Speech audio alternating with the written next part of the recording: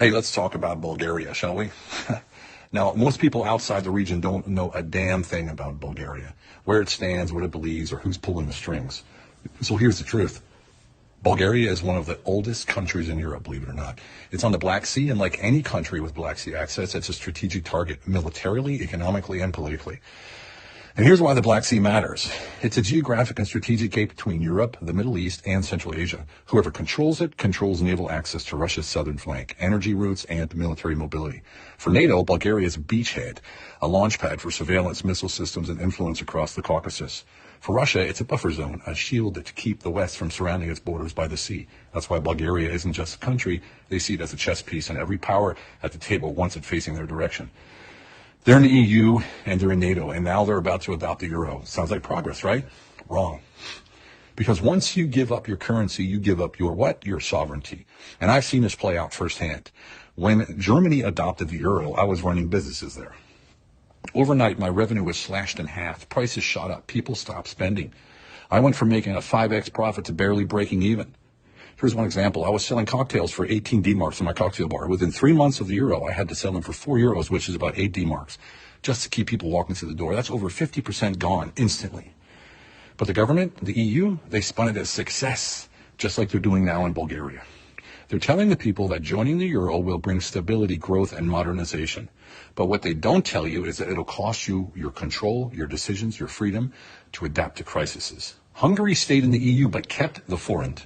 And when the Swiss banks tried to raise interest on Hungarian citizens who took cheap franc loans, the Hungarian government said no. They stepped in and said, you will not bankrupt our people. And that's what I call leadership.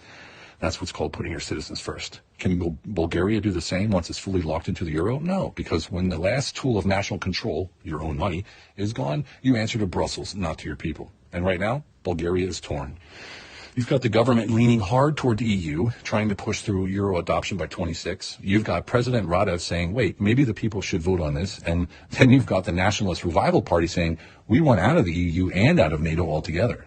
It's a power tug of war between pro-Europe, pro-Russia, and those who just want to stay neutral and survive. And in the middle, well, guess who it is? The people. The ones paying higher prices. The ones watching their currency vanish.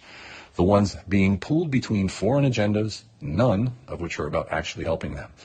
So here's the truth. No politician is going to tell you. It doesn't matter who you align with. East or West, if your own people can't afford groceries, it doesn't matter what treaties you sign, or if your pensions shrink and your wages lose value. In the end, the only question is, do you have more money in your pocket and food on your table?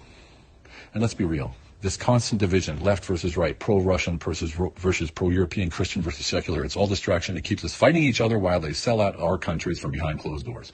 It's like blaming every German for Hitler, or every Romanian for Ceausescu, or every Serbian for something that happened a century ago. It's nonsense. It's lazy thinking. It's not reality. Reality is this. When you meet people one-on-one, you get along because most people are just trying to live, raise their kids, and hold on to some kind of dignity.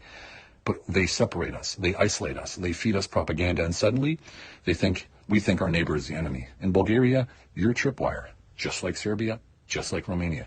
The global powers want access to the Black Sea, to Russia, to the markets, and they're willing to push you into chaos to get it. So if you're Bulgarian and you're listening to this, I'm not here to tell you who to support. I'm not. But I'm telling you this. Ask who benefits, follow the money, and fight hard for your right to decide what kind of country you want to live in, because once it's gone, you don't get it back. And to the Bulgarian people, direct. You are not small. You are not forgotten. You are the beating heart of a land that has stood over 1,000 years. You are warriors. You are survivors. You are a proud people sitting at the crossroads of empires, and you have outlived them all. Now is not the time to shrink. Now is the time not to bow. Now is the time to rise, to remember who you are, to protect what is yours, and to show the world that Bulgaria does not kneel to anyone.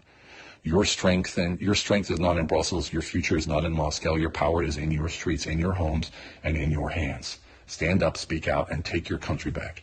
Because if not, who? And if not now, when?